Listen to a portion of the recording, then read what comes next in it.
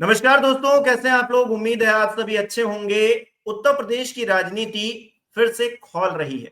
खौल किस बात पर रही है? एक तरफ एसआईआर की चर्चा हो रही है, वोट चोरी की चर्चा हो रही है, लेकिन जो सत्ता में लोग बैठे हैं वो क्या बातें कर रहे हैं? वो बातें कर रहे हैं गाय की बात कर रहे हैं। वो बातें क्या कर रहे हैं? वो मकबरे की बात कर रहे हैं। वो क्या बात कर रहे हैं?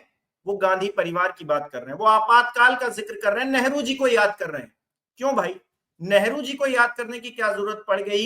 आपातकाल को याद करने की क्या जरूरत पड़ गई? क्या जो वादे किए थे वो सारे कंप्लीट हो गए, सारे पूरे हो गए, जमीन पर उतर गए? जो आप इतना फ्री हो गए हैं कि आप पिछले गड़े मुर्दे उखाड़ रहे हैं, लेकिन आज जो गड्ढे हैं सड़कों के वो आप दूर नहीं कर पा रहे हैं। इस पर बात करेंगे। संजय शर्मा जी हमारे साथ मौजूद हैं। सर, बहुत बहुत स्वागत है। संजय सर, उत्तर प्रदेश की राजनीति में क्या हो रहा है? पूरे देश में एसआईआर को लेकर बात हो रही है। चुनाव आयोग ने जो धांधली की, कथित तौर पर जो धांधली की है, उसका खुलासा होने के बाद में भारतीय जनता पार्टी चुनाव आयोग का डिफेंड कर रही है एक तरह से उसको। लेकिन बातें कुछ नई नहीं हो पा रही है। केशव प्रसाद मौर्य जी भी अगर बातें कर रहे हैं तो आपातकाल का जिक्र कर रहे हैं, नेहरू जी का जिक्र करने लगते हैं। मतलब इनके पास कहने के लिए या फिर कुछ इनोवेटिव इनके पास कुछ बचा नहीं है क्या? स्थिति क्या है भारतीय जनता पार्टी की मौजूदा वक्त में, या फिर ये लोग थक गए हैं बहुत ज्यादा? नहीं तो आप क्या चाहते हो? वो ये कहें कि हमने 7 साल पहले कहा था कि सरकार बनते ही हम 100 दिन में गड्ढा मुक्त कर देंगे। हम आज तक 7 साल बाद भी गड्ढा मुक्त नहीं कर पाए प्रदेश को। वो केशव मौर्य आपको ये बताएं कि साहब हम तय नहीं कर पा रहे कि गड्ढे सड़कों में गड्ढे हैं या गड्ढों में सड़क है। आपको क्या बताएं केशव मौर्य कि साहब पिछले अखिलेश यादव, मायावती, मुलायम सिंह यादव की सरकार में इतना भ्रष्टाचार नहीं हुआ जितना इस सरकार में भ्रष्टाचार हो रहा है। कि क्या चाहते हैं आप केशव मौर्य? आपको क्या बताएं कि हमारी पार्टी के विधायक गुर्जर साहब कह रहे हैं कि गाय कट रही हैं, अफसर कटवा रहे हैं, अफसर घूस ले रहे हैं। क्या बताएं आपको कि नंदी साहब, मिनिस्टर साहब कह रहे हैं कि पुराने वाले चीफ सेक्रेटरी मनोज कुमार सिंह के भ्रष्टाचार की तरफ इशारा कर रहे हैं। और वो केशव मौर्य कैसे आपसे कह दे कि मनोज कुमार सिंह 1,000 करोड़ से ज्यादा का भ्रष्टाचार करके चले गए, ऐसी चर्चाएं हैं।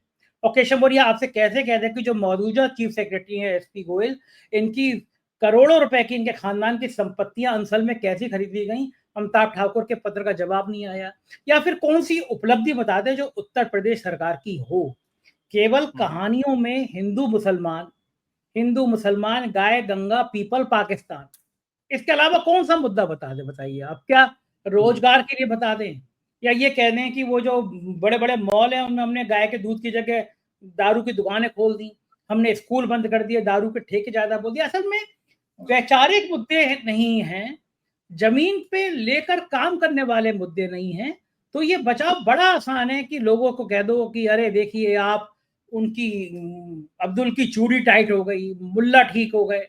तो ऐसी बातें करके आप लोगों को भ्रमित कर सकते हैं। अब अब्दुल की चूड़ी कैसे टाइट हो गई अगर लोग समझेंगे। 50 रुपए का पिंचर बनाता था अब्दुल, उसका रेट 100-150 रुपए हो गया, वो तो उसकी आमदनी दुगनी हो गई। लेकिन पहली बार आईआईटी बंबई की जाने जाने सैकड़ों सीटें खाली रह गई, नौकरियां नहीं है लोगों को, बेरोजगार हैं। अब करे क्या? वो नाले के पानी से गैस बनाए या पकौड़ी तले?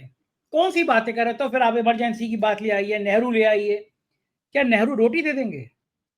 नेहरू बाढ़ पीड़ितों में जो लोग मजाक उड़ा रहे हैं, मंत्री उनको नेहरू जी उनको खाना दे देंगे? जमीनी धरातल पर कुछ है नहीं। और केशव जी की पीड़ा बार बार योगी आदित्यनाथ को लेकर रहती है।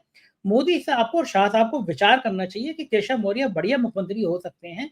विधायक उनके साथ है। योगी जी से कह दें कि भैया आपने 7 साल काम कर लिया, अब 3-4 साल केशव जी को कर लेने दो।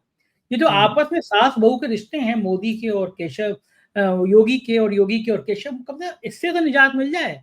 तो केशव जी की जो ये बयानबाजी है ये तो खत्म हो जाए, खातिरदारी थोड़ी बढ़िया मिल जाएगी। अभी हमें समोसे के संग रसगुल्ला मिलता है, तब और बर्फी वर्फी भी मिलनी शुरू हो जाएगी, मुख्यमंत्री हो जाएंगे तो हमारा भाई तो मतलब विधायकों का वोट तो केशव जी की तरफ रहेगा रहेगा हिमांशु।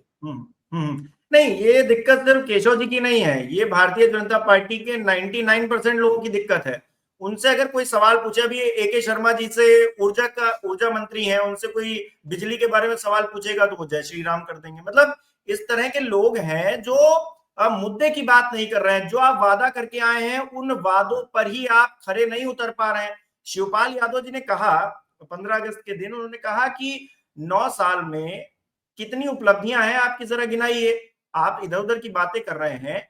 आपने जो वादे किए क्या आपने उनको निभाया? उन पर क्या बात करने के लिए भारतीय जनता पार्टी के लोग तैयार होते हैं? नहीं होते हैं, और ये सच्चाई है। अब इसमें विपक्ष कहेगा तो वो देशद्रोही हो जाएगा, और कोई कुछ कह देगा तो उस पर एनएसए लगा देंगे। मतलब यही चल रहा है देश के अंदर। हिमांशु, मुझे एक बात बताओ कि अगर ये इन्होंने जनता की बातें नहीं मानी तो जनता ने इनकी कौन सी बातें मानी?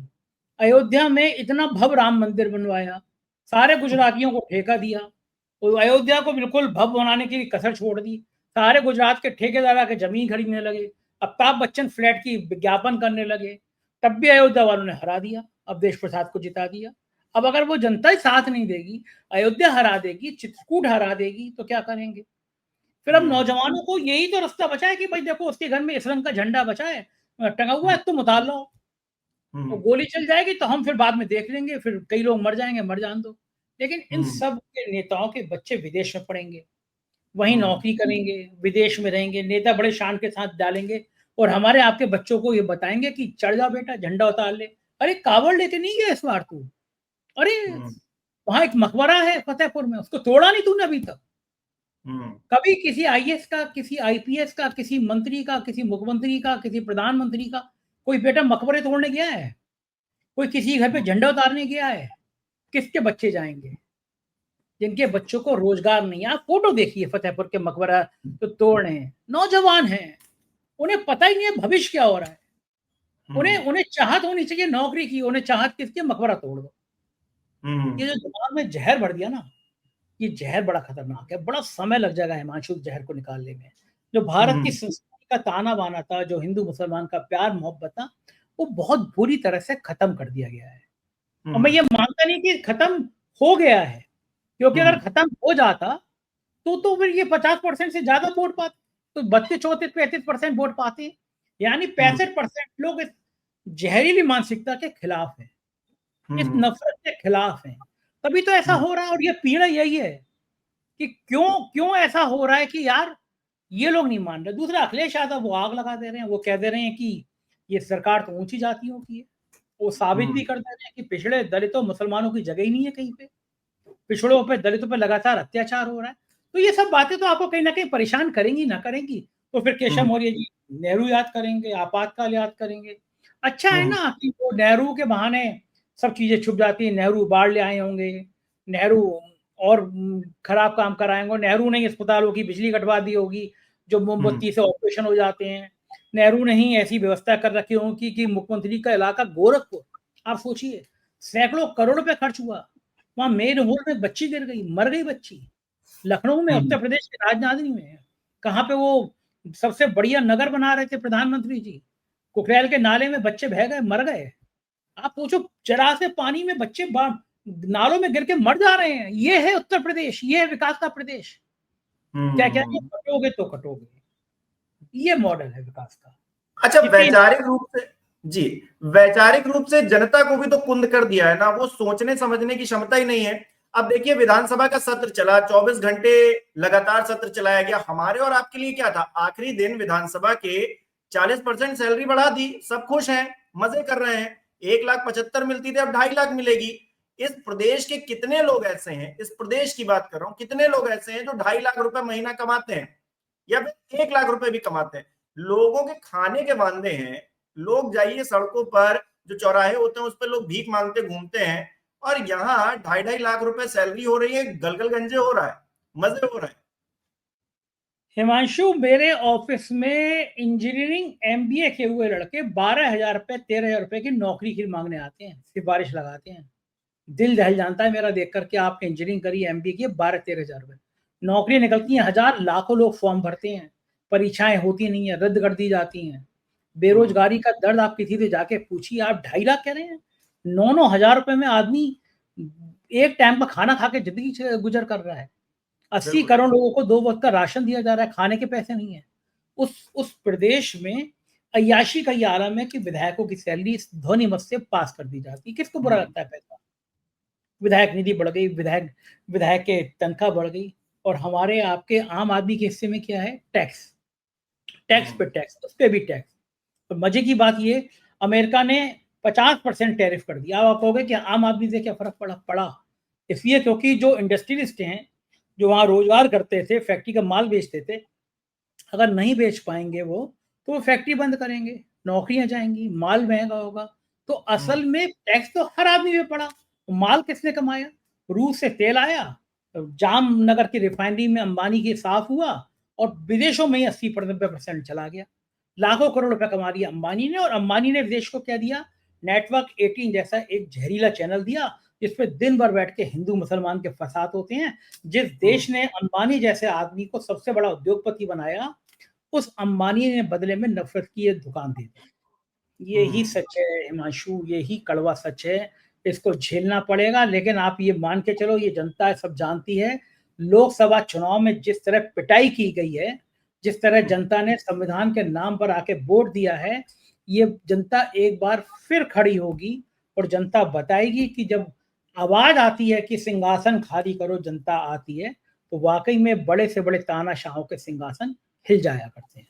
बिल्कुल बिल्कुल, बदलाव तो होगा, और बदलाव होगा तभी कोई क्रांति आएगी। मुझे ऐसा लग रहा है क्रांति आएगी तभी बदलाव होगा, ऐसा कुछ समझ में आ रहा है। बहुत बहुत शुक्रिया सर हमारे साथ जुड़ने के लिए, अपना समय दिया। तो दोस्तों, आपको और हमें ये तय करना है कि सरकार कितनी जिम्मेदारी के साथ में काम करे। अगर सरकार हमें और आपको ही नजरअंदाज किए दे रही है, तो फिर किस तरह ये सरकार चलनी चाहिए और क्यों चलनी चाहिए, हमें और आपको बैठकर चिंतन करने की जरूरत है। आपको क्या लगता है? इस वीडियो पर कमेंट करके हमको बताएं। इस वीडियो को लाइक कीजिए, शेयर कीजिए, और हमारे चैनल को सब्सक्राइब नहीं किया है तो वो भी कीजिए। बहुत बहुत धन्यवाद।